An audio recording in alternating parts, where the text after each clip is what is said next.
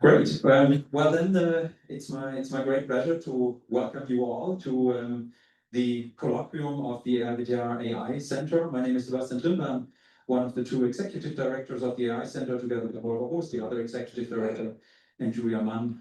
We are the leadership team, and we are very happy to welcome you all on behalf of the board of directors.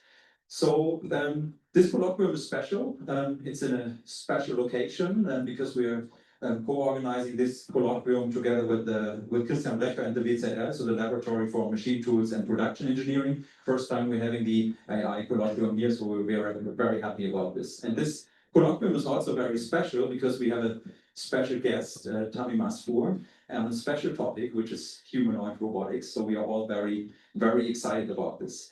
Before I say more about Tamim and the topic of today, a little bit on logistics. So this is a hybrid event, so we also have some participants joining remotely. In particular, we are also co-advertising this with the Robotics Institute Germany, so it's also a RIG colloquium, and also with the ELAC triangle, so that's the Eindhoven, Leuven, Aachen AI triangle. So welcome everyone who's also joining us remotely.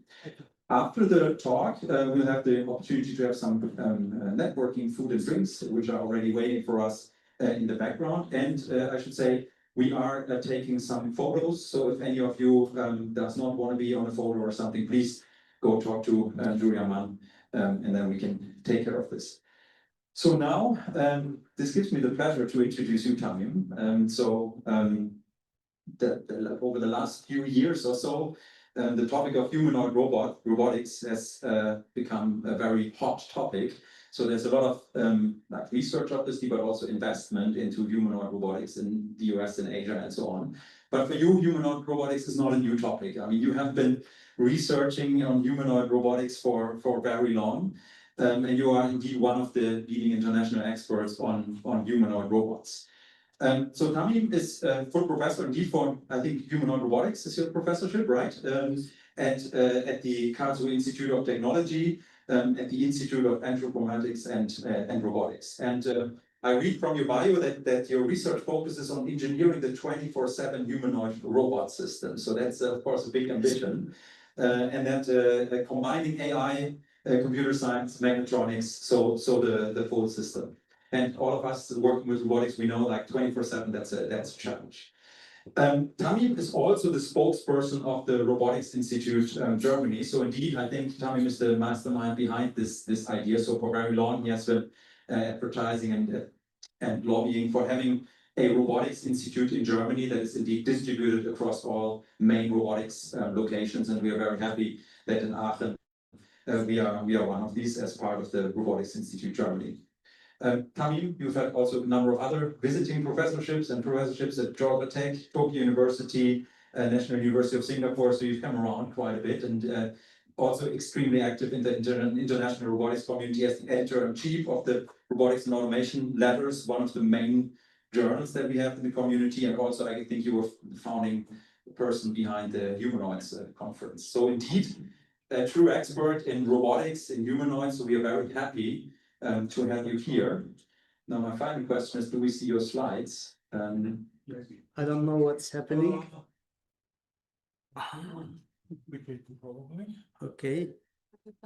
So thank you very much, Sebastian, for the wonderful introduction. It's a great pleasure for me to be here. As I mentioned several times today, this is my first visit to Aachen, actually. Let me share again my slides, right? This is what I have to do now. My first visit to Aachen, indeed, is a great place. Of course, Aachen is known as one of the leading, can you see it now? Yes. Leading technical universities in Germany. It's great to be here for the first time. Great to see so many people. I know only from Skype meetings in the evening or Skype meetings in general. Yeah, as Sebastian mentioned, I have been working on humanoid robots actually since 25 years.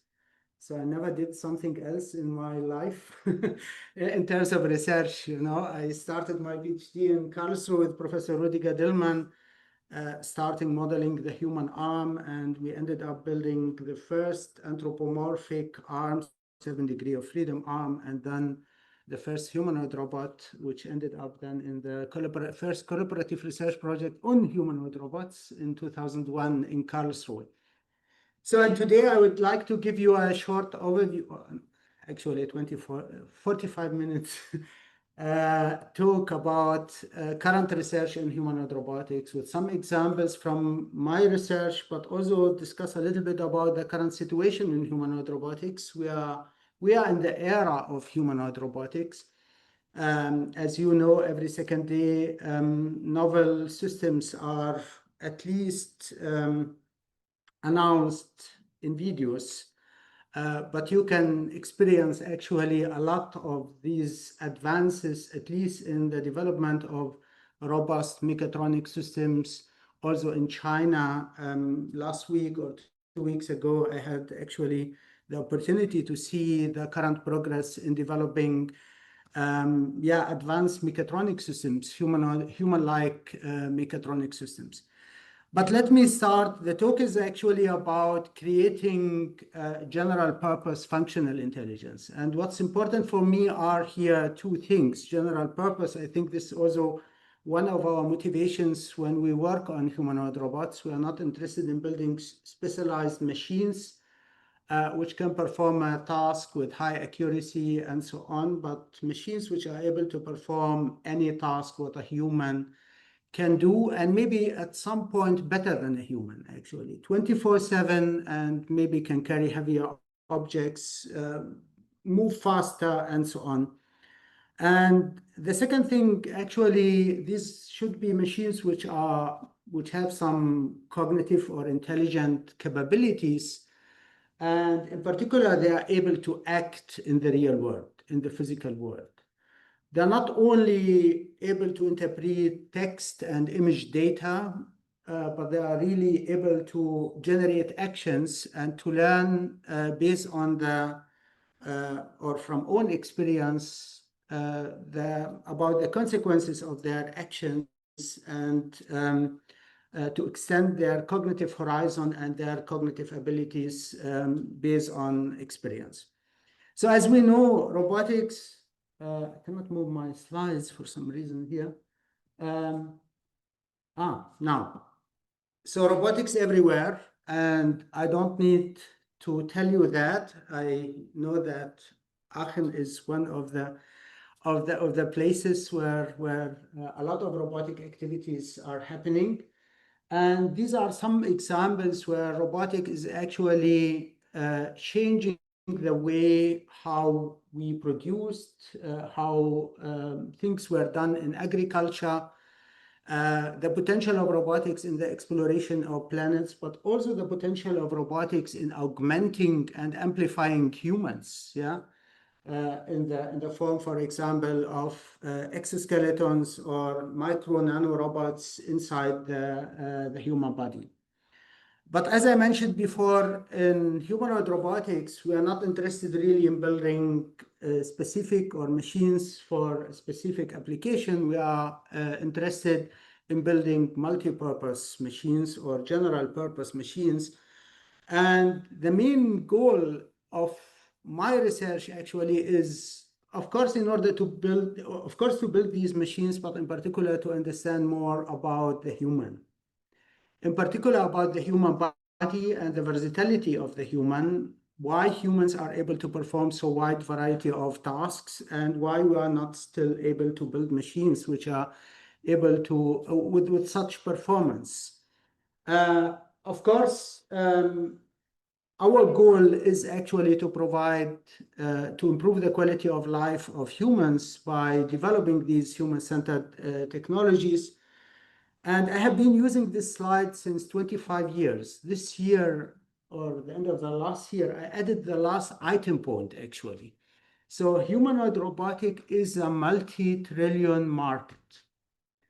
And this is not only my opinion, this is the opinion of many people actually working in this area or big companies, large companies actually, where predictions tell us that the market of humanoid robotics in 35 will be maybe as big as the market of automotive.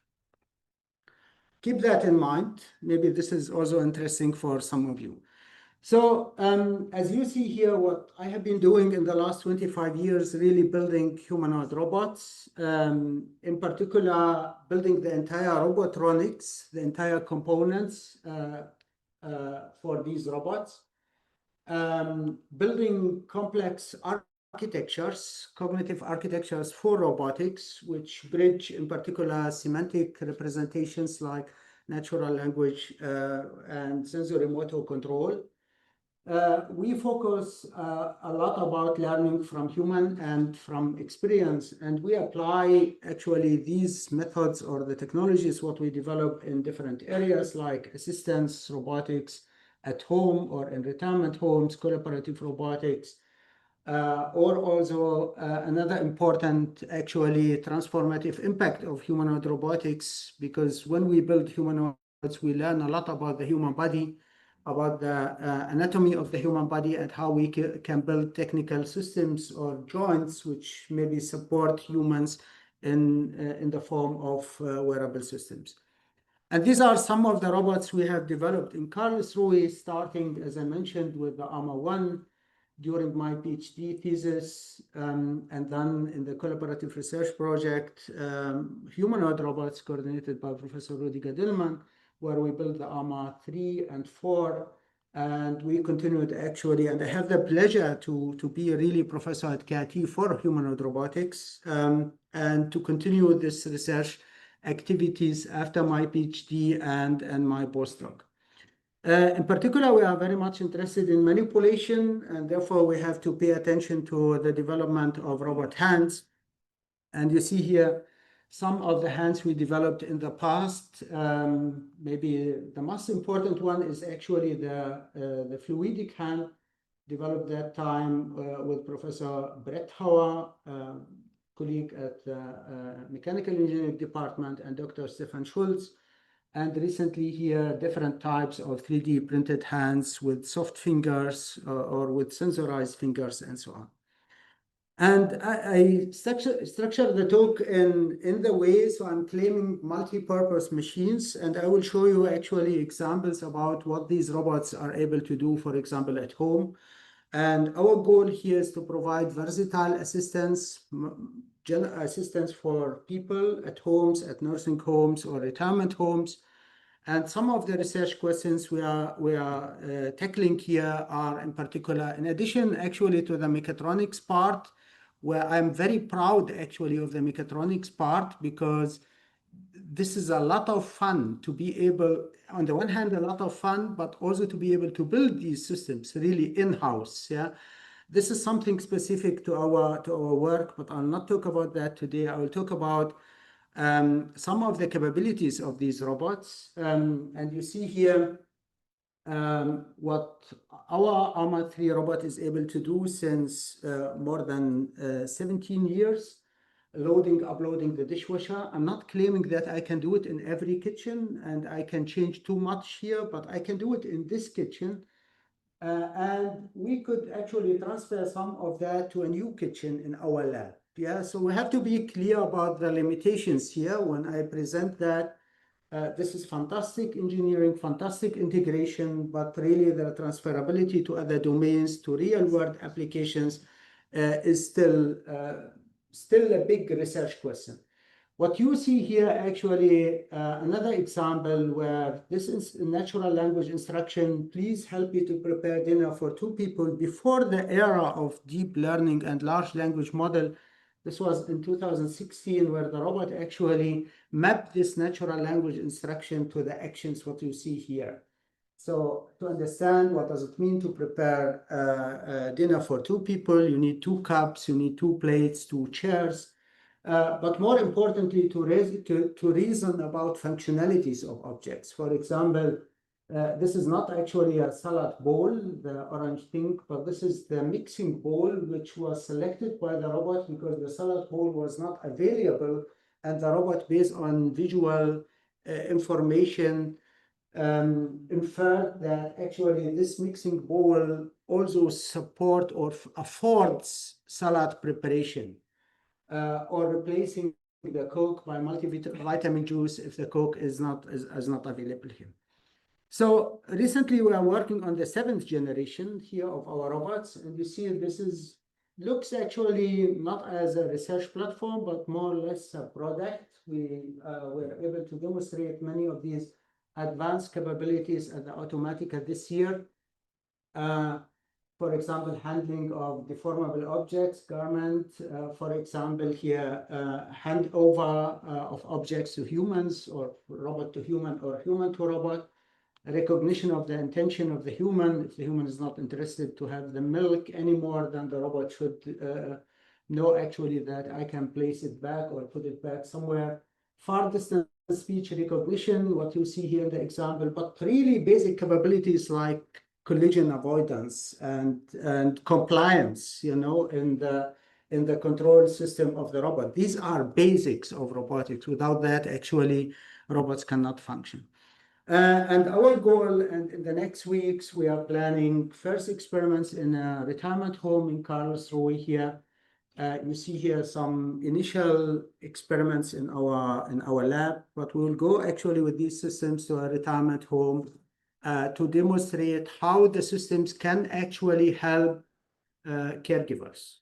We would like to improve the quality of work or to support caregivers so that actually human caregivers have more time for people. What's behind that are actually complex software architecture, which are mapped to hardware, to the developed hardware.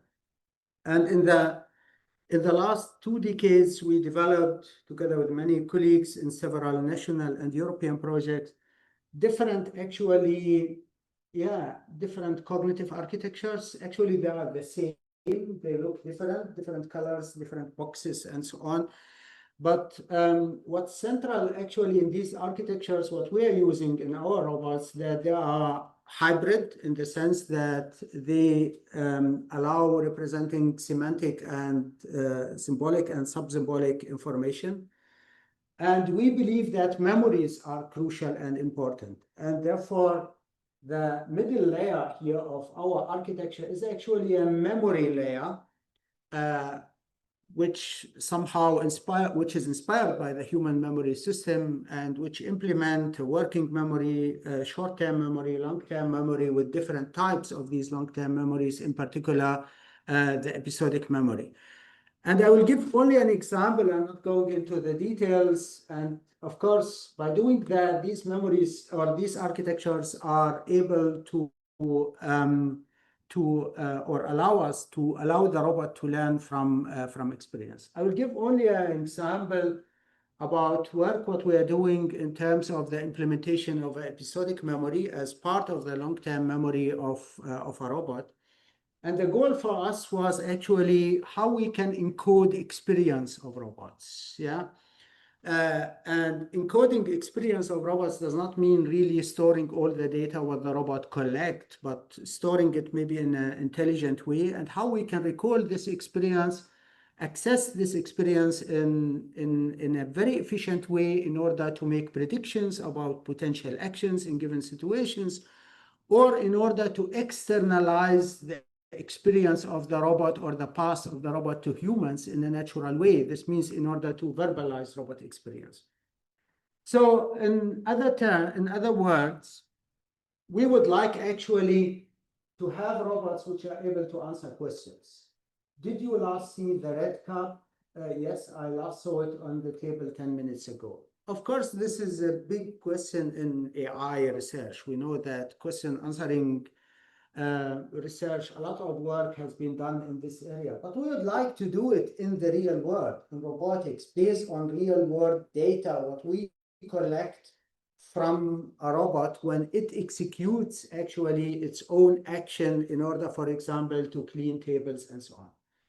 I'll not go too much into the details, but you see this was the beginning of deep learning area where we use end-to-end deep neural end-to-end architectures. On the one hand, in order to store all the information what the robot collect, like egocentric images, the configuration of the robot, symbolic information like object IDs and their locations in the environment, and also what are the actions which were executed at which point in time. And with all this information, symbolic and sub-symbolic information, we train or we learn a representation, or we map this information into a representation which is stored in the episodic memory as latent episodic memory vectors. And this is combined with the second encoder decoder architecture for the speech, so that we can generate, based on queries of the users, the answers in natural language. Unfortunately, the audio is not working here. At least we didn't manage to share it via Zoom. But you see here what's happening. I will be away for a few minutes. Can you please clean up while I am away? And what the robot is doing now is collecting all the data, as I mentioned, the object IDs, the images, all the images, the configurations of the arms, the forces which I use when executing or when grasping an object, where certain objects were placed. And based on this, or this multimodal data is used in order to learn representations on this episodic memory. Now I am back. Tell me what you did, please. I moved the multivitamin juice to the ground. How long did it take to grasp the green cup today in the afternoon? It took me about 1 minute. And tell me which object you moved to the countertop at 2 p.m., the red cup. And when did you last see the red cup? On December 9th at 14:65, yeah? So, and this is all actually, this may be impressive. If the audio would be here, everybody will start laughing because nice demo, yeah, but this is only one single example. And now think about actually this vision of many people in robotics or in physical AI research would like to have robots which are able to learn from each other, to share experience, and to make this experience available or transferable to other systems.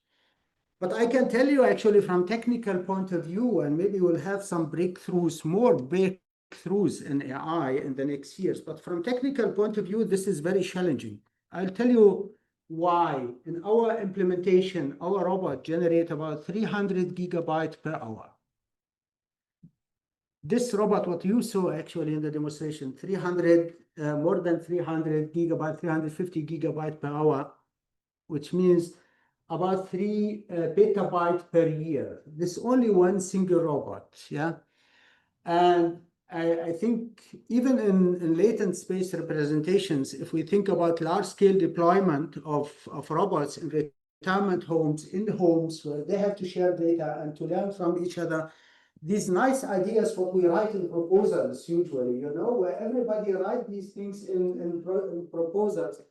I don't think that we have enough memory to store all this data. And what we are doing here, we don't have a solution, of course. I mean, if people have solutions, please, we are very, very much looking forward to collaborate on that. But would like to integrate concepts from human cognition here. We look, for example, on forgetting mechanisms in humans.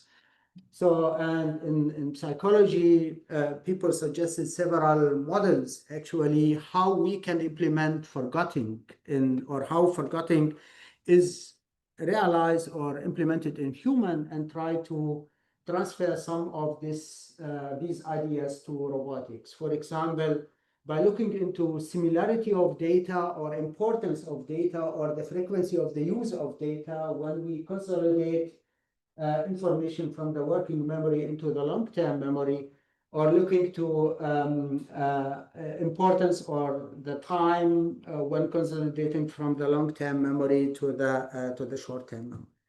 I think this is one of the biggest questions for me. Many people are talking about large language models, yeah, about vision language action models. I think we have to start talking about small models, yeah, for robotics. Yeah, how we can actually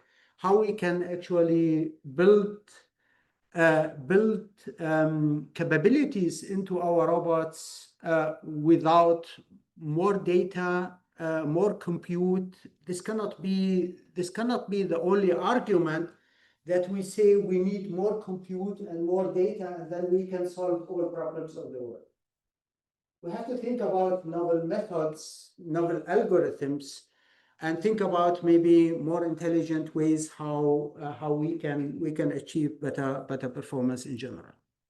Let me give you another example, and my talk is about humanoids as multi-purpose machines. This means machines which are not specialized for one particular task.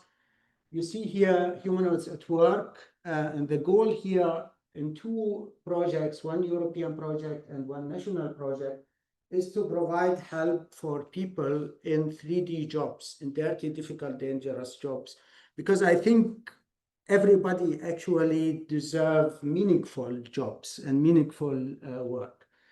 And the research questions are here: complex manipulation, again, human-robot collaboration, developing robots which are able to recognize the need of help of a person. Think about the problem. How would you recognize that somebody is in need of help?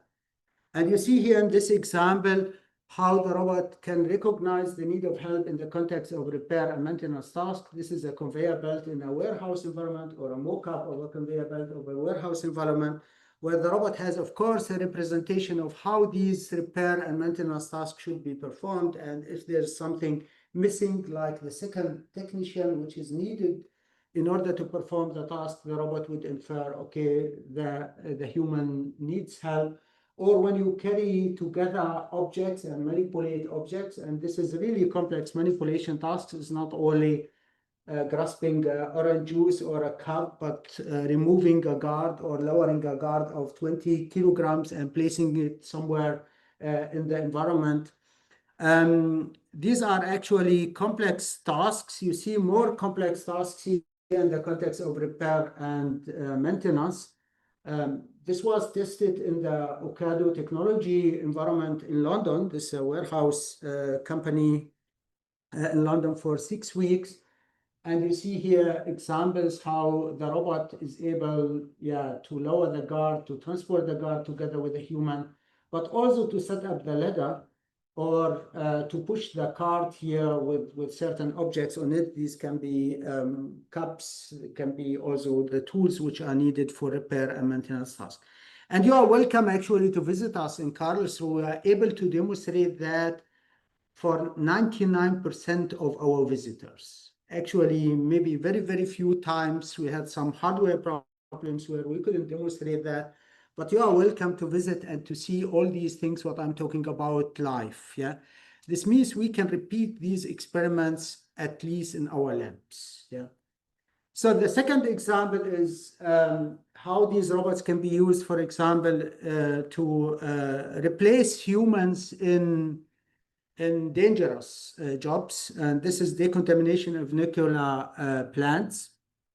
And the task is actually about moving all these objects, contaminated objects, placing them here on the table, and cleaning them, and then grasping them again and placing them in another box. And for us, it's the problem of grasping encluttered scenes of unknown objects, where we rely on affordances in order to generate grasping hypotheses, and on different strategies for the selection of the best grasp, like the manual selection of a grasp, the semi-autonomous selection via VR or AR, or the fully autonomous selection. And we see actually that autonomy is still not there where we wish to have it. So this means the semi-autonomous selection of these grasps were the best strategy we can use, or we use.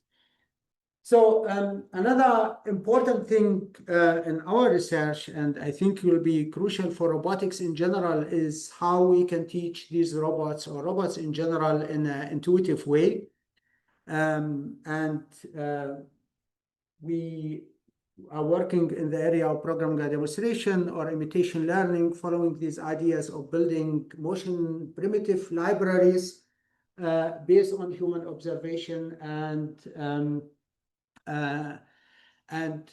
building representations of the task as sequences of movement primitives inspired by natural language, where we have the letters, where these letters are combined to words, and with the grammar of the language to sentences. And you see here some examples what we did in the last years, like learn to wipe the table based on human observation. But we are not only doing that for a small set of actions, but we are doing that at large scale. Of course, using human motion capture data, as you see here, we have a large human motion database with a lot of recordings. It's actually the biggest publicly available database of its kind, highly accurate data where it's not only about the motion of the human, but the motion of objects involved in the task. And you see here that we can actually segment all these human demonstrations. For example, in particular here for bimanual tasks, where we are focusing on recently. And we can build these representations of the tasks, like the task models, which tell us what's the left hand or the right hand is doing. Of course, this is mock-up data, yeah, human motion capture data, and the vision and the goal is to teach a robot really on the fly without attaching any data on that. But we have to understand some of the principles actually behind, for example, local manipulation tasks or behind bimanual manipulation tasks in order to do that. And in our work, in particular on manipulation, and as you know, one of the biggest challenges in robotics is manipulation. We saw a lot of progress now in terms of visual data processing, natural language processing, also mechatronics, a lot of progress in walking and balancing, but actually the big question is, or the biggest problem from my point of view in robotics is manipulation, yeah? So, and manipulation is not only a technical hurdle, it's actually a gateway to intelligence, you know, because when we manipulate the environment, we can change the environment, and intelligence is the ability to detect change and to adapt to the change. And let me give you a few examples from household tasks. Yeah, this is what maybe some of you do when you prepare breakfast or you prepare dinner or lunches, whatever. When you cook, when you do things in your kitchen, actually, you perform a wide range of bimanual manipulation tasks. And actually, all these bimanual manipulation tasks, they are defined by constraints. So constraints, for example, between the left hand and the right hand, whether the two hands are performing the task independent of each other, they don't share any goal, like you drink coffee with your right hand while writing with the left hand. Or where actually you have to pour from a bottle into the cup, where you have some temporal or spatial constraints between two hands. Or you carry an object with both hands, where you have actually physical constraints, not only temporal and spatial, but also physical constraints between them. So actually manipulation is about understanding constraints. And this applies also to local manipulation tasks, where we move also around on the legs, for example, in order to manipulate the environment. So the question is now, how actually can we detect constraints in human demonstration, and how can we formulate constraints, and how we can use these constraints in order to bootstrap learning and to control robots. And what we did, as I briefly explained here, we proposed a taxonomy for bimanual manipulation tasks. This taxonomy includes both uncoordinated and coordinated bimanual manipulation tasks. Uncoordinated, as I mentioned, where both hands do not share a goal, and coordinated, where both hands share a goal, but where we have different types of categories of bimanual coordination, like loosely coupled or tightly coupled forces are exchanged between the two hands. And in the case of tightly coupled, we can distinguish between isometric and asymmetric tasks, which actually are linked to the roles of the hands. And this is coming from rehabilitation area. This is what people in rehabilitation actually always consider when they assess the capabilities, for example, of people who cannot move both arms in the same way, where you have one hand which is dominant in a certain task. But why we are doing that, we would like to have a different way for representing manipulation tasks. People have been always representing manipulation tasks as sequences of key points, and where we try to generalize these key points or the points or the waypoints to new goals or to other conditions in the environment. But we would like actually to represent human demonstrations as sequences of categories of bimanual manipulation. So you see actually here, rolling the dough is where you start with loosely coupled, or here cleaning with loosely coupled, and then the next is tightly coupled asymmetric right hand dominant, and so on. And why it is important, of course, for us as humans, it's difficult to explain things in this way, but who cares, you know? I mean, for computers, machine code is difficult to understand for us, but it's very easy to understand for computers. And we think the benefit behind that these categories tell us immediately what are the types of controllers we have to trigger in a certain situation. For example, tightly coupled asymmetric right hand dominant means that we have a leader-follower control strategy where the right hand is, for example, the leader. So, but as I mentioned before, all these things are mock-up data, and we would like to have robots which are able to learn, or would like to learn actually these constraints on the fly from human demonstration, from visual data without attaching any markers to the human body. And this is a recent work where we can actually, using statistical evidence, we can extract geometric constraints from human demonstration for manipulation tasks. If you think about the pouring task, and would like, of course, to generate representations which are transferable, representations which allow us to do pouring in cups in different shapes or different variations and so on, and also from different containers like the kettle here or the bottle and so on. And the idea behind that is, of course, to collect visual data. This is visual imitation learning approach, and to extract key points which are important for the task, which is invariant for the task. And you see here in this pouring task that the rim of the cup here and the points on the handle are actually the most important thing. This is what I have to learn. I have to learn a constraint between a point and a curve. And with these constraints, I can generalize to different objects and different variations of the objects. So I see that I'm a little bit running out of time, but you see here RGBD videos are taken, and with the use of dyno, so pre-trained vision models and stable diffusion, we can actually extract all these key points. And you see here from 8 demonstrations the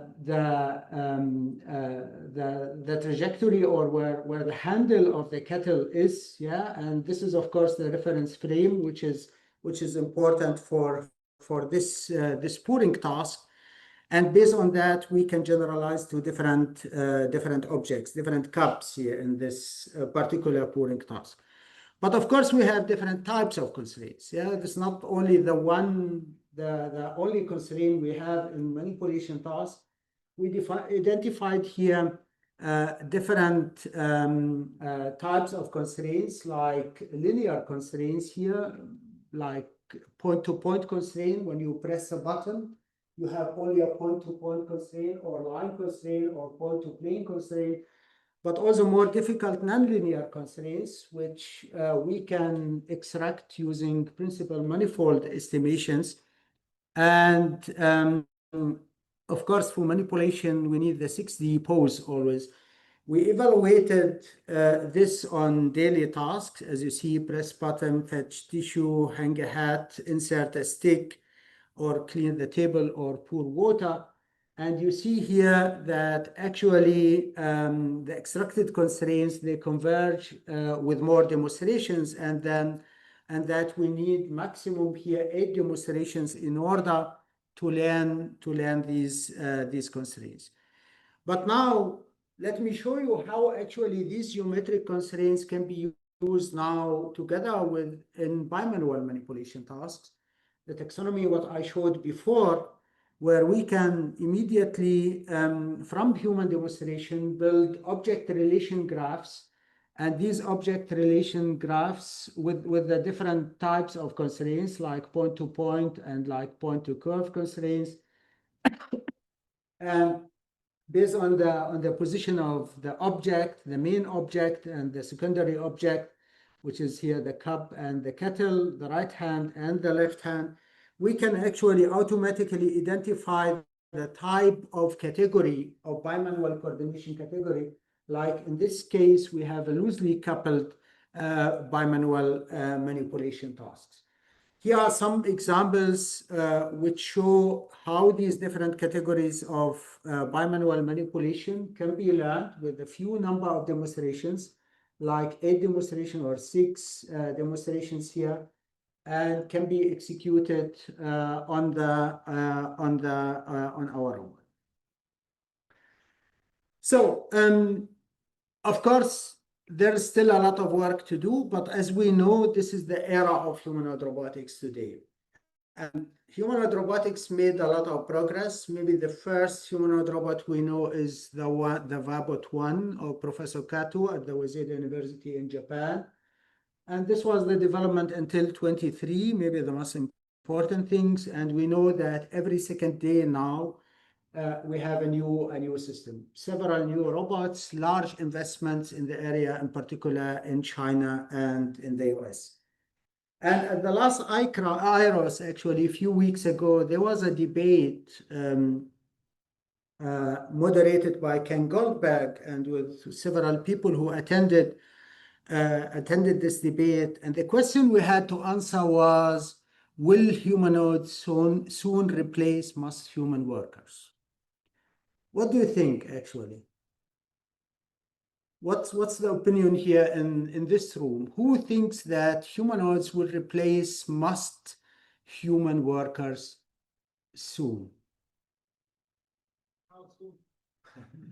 This is the first important question. What soon? Yeah. Okay. Let's say by 2050. 2050. Who would say that humanoids would replace most human workers? 2, 3, 4, 5. Okay, who say no? Okay, the majority. We don't need to ask the third question in Germany, right? So this is clear. So actually, I was on the yes side in this debate. I was part of this debate, and this is my opinion now. The question is not if, but when. And maybe replace sounds very, very strong, but they will take actually many tasks which should not be done by humans, 3D jobs, for example. So, and soon, I would say 2050. And if you think about it, if we put that in a perspective, this is the same time it took to go from Deep Blue, beating Kasparov in chess, to a humanoid robot doing backflips by Mark Robert. This is also the same time actually it takes from shaky performing very simple navigation tasks to robot which are able to perform navigation tasks in very complex dynamic environments and complex terrain. And I think there are 5 undeniable forces. Currently, I see 5 undeniable forces while this will happen. On the one hand, of course, the real progress in mechatronics, in being able to build systems which are robust enough, but we are not there yet. We are also able to build torque-controlled arms. I mean, 20 years ago, this was actually a complete research topic. Nowadays, we can buy torque-controlled arms. Yeah. Exponential progress in AI. I mean, of course, some people might be skeptical about development on AI, but foundation models generalize from few examples. There's still a lot of work to do and to get these models working really in robotics, but we made a lot of progress in AI in the last years, and robotics will benefit in the next years a lot from that. And the second thing, it is actually not only prototypes. What we see today, coming, for example, from Unitree, from Tesla, or from Figa, they are not prototypes in labs. They are already in mass production. They are already producing humanoids in mass. For example, Unitree, they can walk, they can balance, and so on. They cannot manipulate yet, but as I mentioned, manipulation is one of the biggest problems. And we cannot ignore reality. I mean, demographics change is everywhere, not only in Europe, but also in China.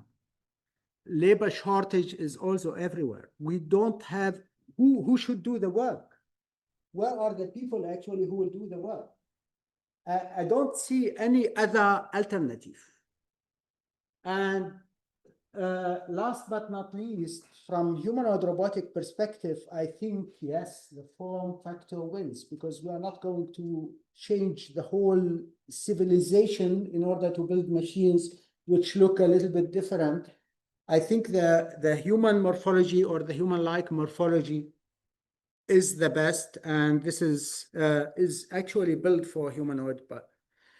But as a researcher, actually, this if is conditional. Yeah, they will replace most of human works in 2050 if we solve the hard problems. And the hard problems, from my point of view, are manipulation, robustness to uncertainty, uncertainty everywhere, not only a sense of uncertainty, but also uncertainty in our AI models. Yeah, safety and trust, because these robots will actually cooperate and operate together with humans. And I think safety of humanoids is crucial and important. They will not be able to enter our society and to help elderly people to perform tasks together with humans in a factory without certification. And we know how long it took actually to certify a 7 degree of freedom robot arm to be a cobot. And now we are talking about robots with 30, 35 degrees of freedom. And last but not least is really the brain for embodied intelligence. So what is the architecture which should really bring these things together? And for systems which act in the real world, so for embedded intelligence. If we solve these problems, and I think we'll solve them by 2050, you will solve them. Some of you will solve them. I think I will not be here at that time, but this will be then achievable. And now I know that many of you might be skeptical, right? This is too optimistic. The technology is not ready yet. We are not there yet. I see the problems, but I think I think actually the story repeats itself, right? So in 1995, people said internet is a fad. This is wrong, right? We know that today. 27, nobody needs a smartphone. This is also wrong today, right? 21, AI cannot understand language. We know this is also wrong. I mean, of course, AI cannot understand language completely yet, but a lot of progress has been. And of course, today, many people will hear saying humanoids will not work. And I'm sure in 2050, somebody will be here, standing here and giving a talk and would say, okay, we'll not have any cyborgs. Yeah. This is, you see here, I think the path is also clear. The path is clear. We can, or we will be able in the next 10 years to perform with humanoid robots tasks, repetitive tasks in controlled settings. The next phase would be general service work, where these robots will learn from billions of data points, but not data points which are generated in simulation, but really billions of real world interactions. And 2050, as you see here, complex task where these robots will be able to reason and predict in order to act in the real world. So we have actually, the problem is, or the question is whether we can prepare society for this transition. And this is what we have to work on now. We need to prepare society for this transition because I think it will happen. Very short example of what we are doing in this context. We are working in a project at KIT here on real world lab. It's called robotics AI, in order to make AI, in particular embedded AI, tangible, graspable in robotic terms through humanoid robots. What does this mean? We are actually working together with society, collecting input from users, from stakeholders about what these robots should do in different areas. Different experiments in the city of Karlsruhe, as you see here, with different user groups, different robots, starting with toy robots to now pepper robots, but also to the humanoid robots, what you saw before in my presentation. This is a first step so that we prepare society to what's coming on the one hand, but also in order to really develop the machines what people want, yeah? Because in our ideas, 20 years or 25 years of work, we always have visions as the researchers, and we should have visions. But when you start talking to caregivers in a retirement home about what these robots should do there, they have a completely different plans actually, or wishes. And I think we cannot start early enough talking to society in order to build the machines what really help and provide assistance. So I would like to conclude by saying the next revolution is the fusion of humanoid robotics, but in particular in my case, humanoid robotics and AI, and that Europe actually can play here a fundamental role. And this requires a lot of investments compared to what's done in China and in the US, and requires that we join forces in Europe. We join forces in Europe on all levels, policymakers, researchers, but also more initiative from our industries, you know. And I think it is now the time for Europe to act if we would like to keep up with all these developments in the area of physical AI compared to other nations on this planet.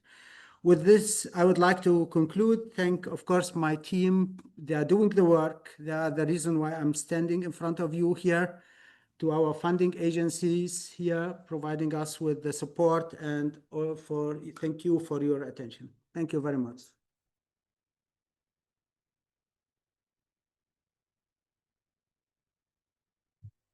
Yes, thank you very much, Tamim, for this wonderful and inspiring talk. And it's always a challenge to look into the future, but you even dare to do that. So thank you very much. I'm sure we have questions and comments. So hi, Leah.